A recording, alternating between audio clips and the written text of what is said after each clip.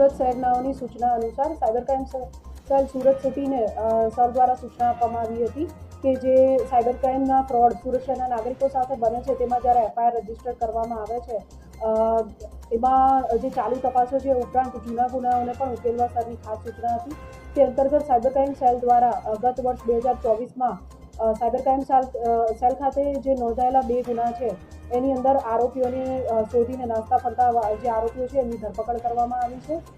ગત વર્ષે 2 investment fraud Surat city ખાતે નોંધાયેલા હતા જેમાં એફઆઈઆર નંબર 20 માં આશરે 6 લાખ રૂપિયાનું ઇન્વેસ્ટમેન્ટ ફ્રોડ ફરિયાદી સાથે થયેલ હતું અને એફઆઈઆર નંબર 34ની અંદર લગભગ 15 લાખ રૂપિયાનું ઇન્વેસ્ટમેન્ટ ફ્રોડ ફરિયાદી સાથે થયેલ હતું। આ જે એફઆઈઆર નંબર 20 છે ઇન્વેસ્ટમેન્ટ ફ્રોડ એની અંદર અગાઉ 4 આરોપીઓની ધરપકડ કરવામાં આવી હતી। ત્યારબાદ તપાસ દરમિયાન પવન ગુપ્તાનું નામ ખુલેલ હતું જે તે સમયે વોન્ટેડ રહેલ હતો। ત્યારબાદ સાયબર ક્રાઇમ સેલ ખાતે 34 નંબરની એફઆઈઆર દાખલ કરવામાં આવી હતી 15 લાખના ઇન્વેસ્ટમેન્ટ ફ્રોડની, જેમાં તપાસ દરમિયાન જે તે સમયે આરોપી મળી આવેલ ન હતો અને ગુનો અનડિટેક્ટ રહેલ હતો।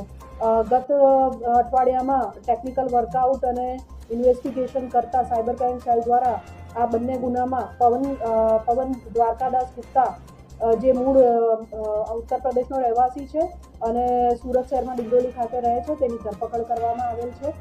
બંને ગુનાની અંદર આ આરોપીને અરેસ્ટ કરવામાં આવેલ છે। આ આરોપીએ અગાઉના 20 નંબરના ગુનામાં પોતાનું જે એકાઉન્ટ છે એ સાયબર ક્રાઇમ ફ્રોડ માટે ભાડે આપેલ હતું અને સદર જે આરોપી છે એના ખાતા ઉપર એનસીસીઆરપી પોર્ટલ ઉપર જોતા આશરે 55 જેટલી ફરિયાદો રજીસ્ટર થયેલી છે।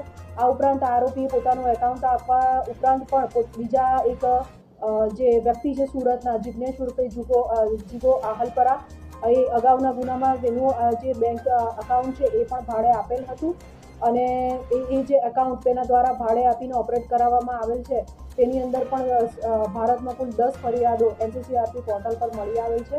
આ આરોપીના રિમાન્ડ મેળવીને અને કોર્ટમાં રજૂ કરીને પૂછપરછની કાર્યવાહી ચાલુ છે।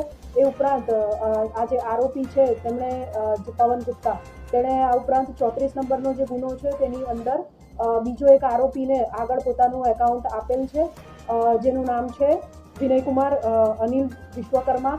આ આરોપી પણ મૂળ જૌનપુર ઉત્તર પ્રદેશનો રહેવાસી છે અને હાલ સુરતમાં રહે છે।